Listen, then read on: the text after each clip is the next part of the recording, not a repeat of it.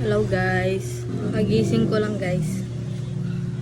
May naisip akong pwedeng gawin.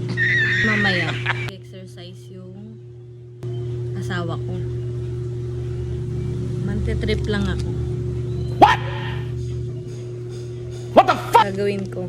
Habang nag-exercise siya, bibili ako ng mga gusto niyang pagkain. Para masira yung diet niya. Iinggitin ko lang siya guys. Ayun.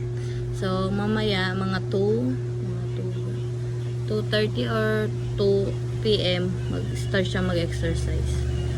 Ngayon, sisirain natin yung trip niya. Abangan nyo na lang guys, mamaya guys. Bye! Guys, nakabili na ako guys pang-asap sa kanya guys. Ang sarap na exercise mo naman dyan. Ang sarap nito. Ayan. Mga asar mo na tayo guys. Ang sarap kayo oh. Sarap pala na merienda ko ngayon guys. Meron akong mangga, lumpia, tas turon, tas palabok. Yung mga gusto niya yan guys. Yung papatakin ko dyan.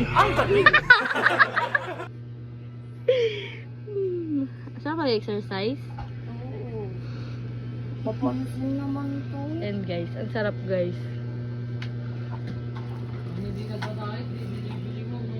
Kaya nga eh. And guys, sarap. Ayoko mag-diet. Wala siyang binibigay sa akin. Ang sarap. Umayos ka na dito. Oh, ba't kung kuha ka dyan? Kala ko ba diet ka? Ay, ang sarap.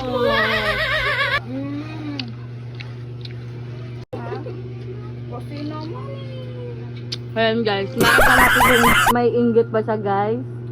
O matatakam siya guys. Hindi rin siya talaga nakatiis guys, oh. makakait ka na ba? Kaya ka na. Kaya mag-diet? Success guys yung pagtitrip natin guys. Pass daw muna sa pagdadiet niya guys. Yes muna siya sa pagkain. Ang sarap po. Parang di siya matatakam dyan guys. Eh mga favorite yan guys. Itsura niya guys. Mag-pawis lang yan. Yan daw siya guys. Workout daw siya kuno.